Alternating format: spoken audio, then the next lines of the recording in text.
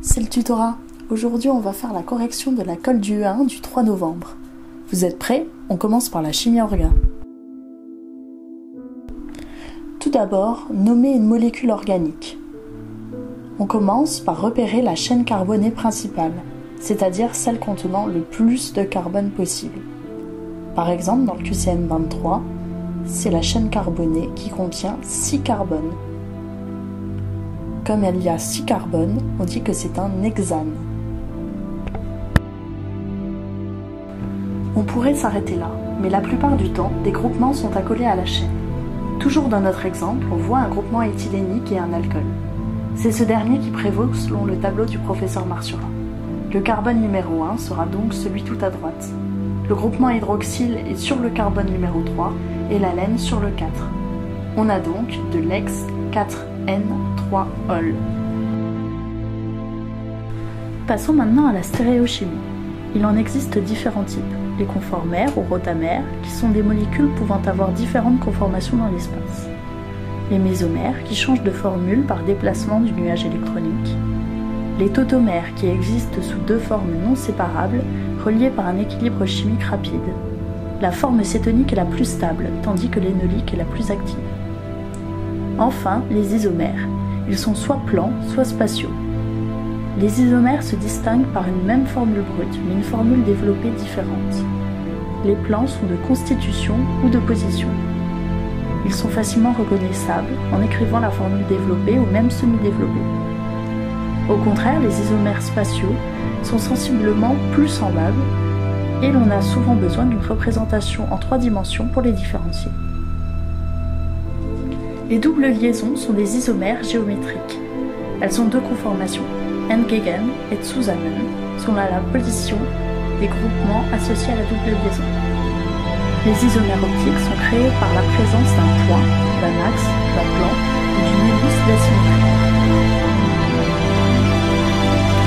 Les différentes représentations des molécules sont très utiles pour déterminer leur stéréochimie. La première est la représentation en perspective. Il s'agit d'une formule développée qu'on observe à 45 degrés sur le côté au lieu d'être en face. Cela permet une approche en 3 dimensions.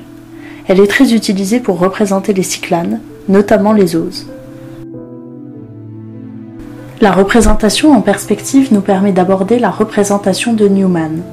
En effet, cette fois-ci, au lieu de voir la molécule à 45 degrés à côté, on la voit entièrement de côté au lieu de la voir de face. On peut ainsi distinguer 4 positions pour les groupements accolés à la chaîne carbonée. Le premier antipériplanaire, puis anticlinal, gauche et sympériplanaire. Les positions antipériplanaires et gauche sont dites décalées. Les anticlinales et sympériplanaires sont dites éclipsées. C'est la représentation de Kram qui est la plus utilisée pour représenter en 3 dimensions. Toutes les liaisons sur le plan principal sont représentées normalement par un trait simple. Les liaisons vers l'arrière du plan sont des triangles en pointillés. Celles vers l'avant sont des triangles plans. On peut utiliser cette représentation pour les grandes molécules, comme ici le cholestérol, mais elle nous servira surtout à déterminer la configuration absolue des carbones asymétriques. Enfin, la représentation de Fischer. On place la chaîne carbonée principale à la verticale avec le carbone de plus bas indice en haut. Ce sera elle qui sera dans notre plan.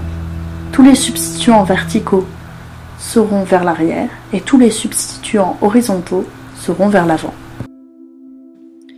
Nous allons ensuite voir comment remplir un diagramme de correspondance des orbitales moléculaires, car nous nous sommes rendus compte que les questions d'électrons célibataires et appariés posaient souvent problème. Quand 2 atomes forment une molécule, ils mettent en commun leurs orbitales pour former des orbitales moléculaires. Le recouvrement des 2 orbitales atomiques d'énergie proche donne 2 orbitales moléculaires, une orbitale liante et une orbitale antiliante. Les orbitales moléculaires désignées par sigma correspondent à un recouvrement axial. Au contraire, les orbitales moléculaires désignées par pi correspondent à un recouvrement latéral. Enfin, les étoiles signifient que l'orbitale en question est antiliante. Cela nous donne ce diagramme. Il suffit ensuite de remplir le diagramme avec les électrons présents sur les orbitales atomiques de la couche de valence des 2 atomes constituant la molécule.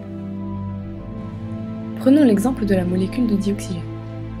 Le numéro atomique de l'atome d'oxygène est de 8. Comme il est électriquement neutre, cela veut dire qu'il possède 8 protons mais aussi 8 électrons. Sa configuration électronique est donc 1s2, 2s2, 2p4. Or, seules les orbitales atomiques de la couche de valence interviennent pour construire des liaisons. Donc seules celles-ci sont concernées par le diagramme. Il s'agit ici des orbitales 2s et 2p qui contiennent respectivement 2 et 4 électrons. On complète donc le diagramme et on peut ainsi répondre aux questions d'appariement des électrons et donc de diamagnétisme et paramagnétisme. Ici, pour le dioxygène, on peut voir que la molécule possède 2 électrons célibataires. C'est donc une molécule paramagnétique. Petit rappel. Quand tous les électrons d'une molécule sont associés par paire, la molécule est dite diamagnétique. Quand tous les électrons d'une molécule ne sont pas appariés, la molécule est dite paramagnétique. Voilà, en espérant que cette petite vidéo vous ait plu, on vous souhaite bon courage pour les révisions et on vous fait plein de gros bisous.